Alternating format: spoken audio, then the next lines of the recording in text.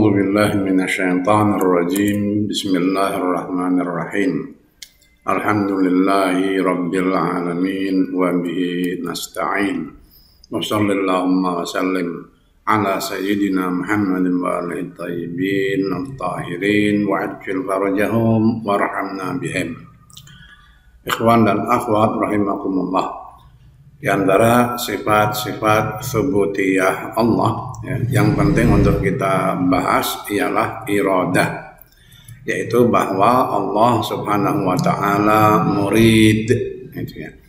Arti kata iradah jelas sekali, yaitu kehendak, keinginan, kemauan dan yang semacam itu. Akan tetapi jika kita berbicara tentang iradah Allah Subhanahu wa ta'ala, maka kita harus berhati-hati, karena arti dan pemahaman seperti itu, yaitu kehendak, keinginan, kemauan dan yang semacamnya, tidak bisa ditetapkan dan digunakan sekenanya gitu ya kepada Allah Subhanahu wa ta'ala. Singkatnya, pengertian iradah Allah Subhanahu wa ta'ala tidak boleh sama dengan pengertian iradah yang ada pada manusia. Untuk itulah masalah ini menjadi rumit, gitu ya, dan tidak semudah yang dibayangkan. Terjadinya ikhtilaf di antara ulama Syiah ya, dalam memahami dan mendefinisikan iradah ini, membuktikan bahwa masalah ini memang masalah yang rumit, gitu ya. Akan tetapi tentu saja kita tidak akan ikut-ikutan terjebak dalam kerumitan tersebut ya. Kita akan membahas masalah ini ya sekilas sajalah gitu. Ada 3 pendapat yang dikenal di dunia Syiah ya berkenaan dengan iradah Allah Subhanahu wa taala.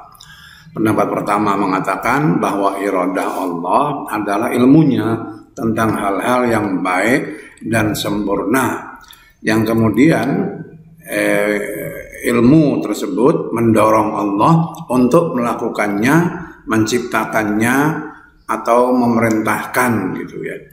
Nah, dengan demikian menurut pendapat ini iradah Allah adalah ilmu ya, atau sebagian gitu dari ilmu Allah. Pendapat seperti ini dikritik ya, karena penafsiran iradah dengan ilmunya ya, iradah Allah itu ditafsirkan sebagai ilmu, mengakibatkan pengingkaran hakikat iradah itu sendiri pada Allah, bahwa iradah itu tidak ada. Sedangkan yang ada ialah ilmu ya pada Allah. Padahal kan banyak sekali ayat Al-Quran dan juga hadis ya yang menetapkan sifat iradah pada Allah. Selain itu ternyata ada beberapa riwayat dari a'immah alaihimussalam yang sudah barang tentu selain menegaskan bahwa Allah bersifat dengan sifat iradah, juga menjelaskan bahwa iradah tersebut bukan ilmu. Di antaranya ialah keterangan mereka bahwa kita dapat mengatakan insya Allah ya, jika Allah berkehendak. Akan tetapi tidak mungkin kita mengatakan in alimallah jika Allah mengetahui ya. Umpamanya dalam kalimat begini, saya akan datang ke rumahmu insya Allah. Kalimat itu kan benar gitu ya, jika Allah menghendaki. Nah, akan tetapi insya Allah tidak mungkin di situ, di kalimat itu diganti dengan in alimallah, aku akan datang ke rumahmu in alimallah jika Allah mengetahui ya.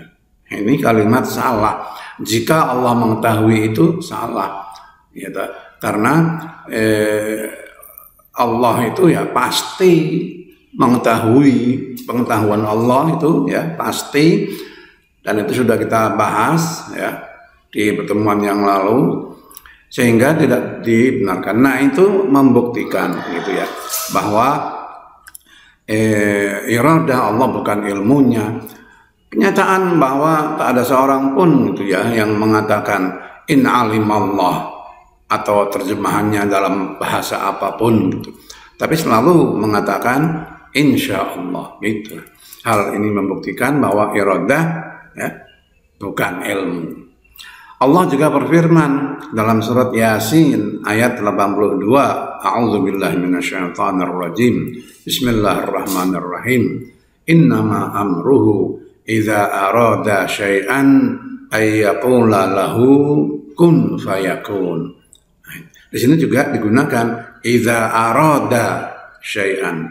Idza arada sama dengan idza syaa atau insya'a, jika, kan gitu ya. Jika Allah berkehendak untuk suatu urusan, suatu perkara, Allah ingin menciptakan sesuatu apa saja gitu, maka Allah hanya mengatakan kepada sesuatu itu tadi kun.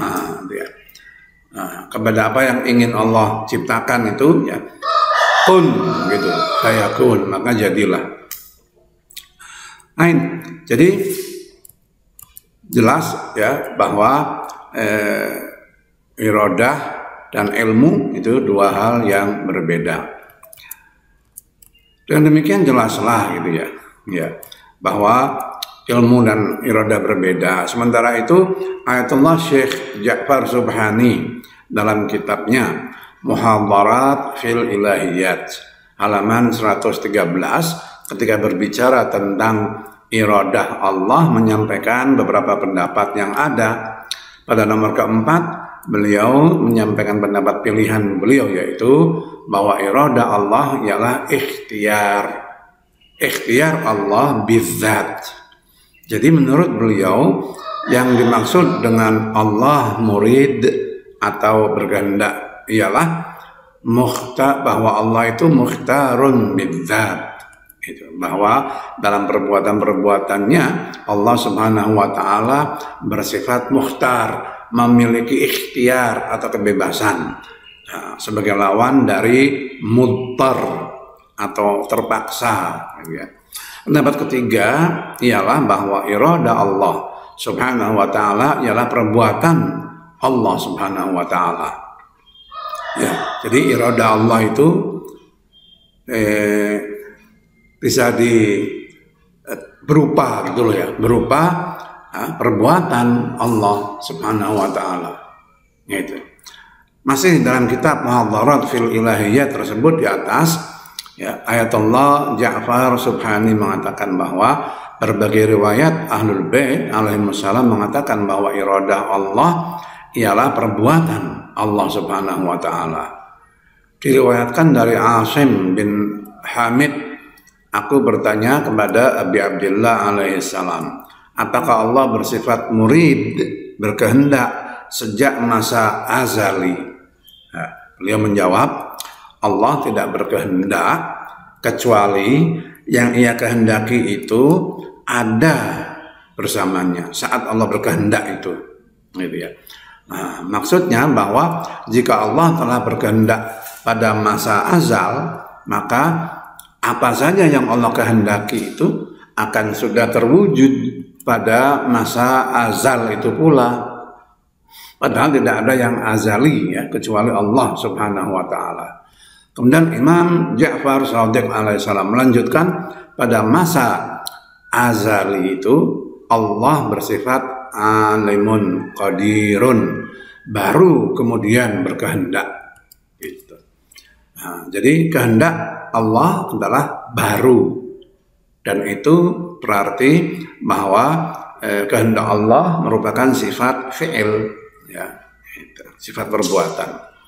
Riwayat lain dari Safwan bin Yahya berkata, aku bertanya kepada Abdul Hasan alaihissalam, jelaskanlah kepadaku kehendak Allah dan kehendak makhluk gitu ya. Apa beda antara dua kehendak ini?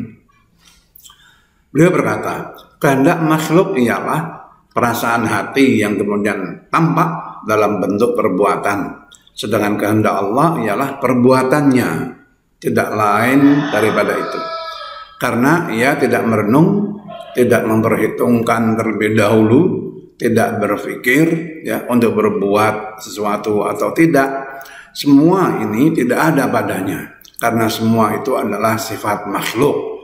Maka iradah Allah adalah perbuatannya, bukan selain itu. Allah mengatakan kun, jadilah, maka jadilah ia yang demikian itu tanpa ucapan, tanpa kata-kata dengan lisan, tanpa proses perenungan, tanpa proses pemikiran. Yang demikian itu tidak bisa ditanya dengan bagaimana. Sebagaimana Allah sendiri tidak bisa ditanya dengan bagaimana. Nah, itu ya. Riwayat lain dari Muhammad bin Muslim dari Abi Abdillah alaihissalam berkata, masyiah atau irada Allah bersifat baru, gitu ya, bahwa irada atau kehendak Allah itu termasuk di antara sifat fi'il atau perbuatan Allah, sedangkan perbuatan Allah semuanya bersifat baru atau hadis, bukan qadim. Ya, jadi hadis-hadis yang telah saya bacakan tadi itu semua menegaskan bahwa iradah atau kehendak Allah itu bukan ilmu. Nah, itu ya. Karena iradah Allah itu hadis baru, sedangkan ilmu Allah itu qadim, gitu ya. Nah, kenapa iradah Allah itu baru? Karena iradah Allah tidak lepas dari muradnya, dari apa yang dikehendakinya itu. Kita kan sudah bahas tahu di dalam beda antara sifat zat dan sifat fi'il. Sifat zat itu adalah sifat-sifat yang ada pada Allah tanpa memerlukan keberadaan muta'allaqatnya atau objek-objeknya. Sedangkan sifat fi'il Allah itu sifat-sifat yang selalu gitu, berkaitan secara nyata gitu ya dengan objek-objeknya itu. Nah ini tadi hadis juga menjelaskan bahwa iradah Allah, ketika Allah menghendaki sesuatu maka disitulah akan terwujud itu kehendaknya berbareng ya, bersamaan, jadi tidak lepas dari objeknya. Hal itu menunjukkan bahwa iradah Allah adalah sifat fi'il. Nah itu ya. Baik. Jadi al-hadis tersebut mengatakan bahwa ketika Allah Subhanahu wa taala beriradah, maka iradah Allah tidak sama dengan iradah manusia. Itu juga ada poin itu ya. Karena manusia itu kan berpikir, menimbang-nimbang ya. Itu keinginan tuh, keinginan manusia memilih-milih mungkin. Nah, itu kan termasuk berpikir dan menimbang-nimbang itu ya. Nah, sedangkan Allah Subhanahu wa taala ketika beriradah tidak mengalami proses seperti itu. Ya, itu ya. Baik. Dengan demikian itu tadi ya sifat bahwa Allah Subhanahu wa taala murid, bahwa Allah Subhanahu wa taala bersifat muridun gitu ya. Allah beriradah gitu. Arada yuridu, sya'a yasha'u, banyak sekali dalam ayat Al-Qur'an dan juga hadis Nabi menyatakan hal itu ya, bahwa Allah berkehendak.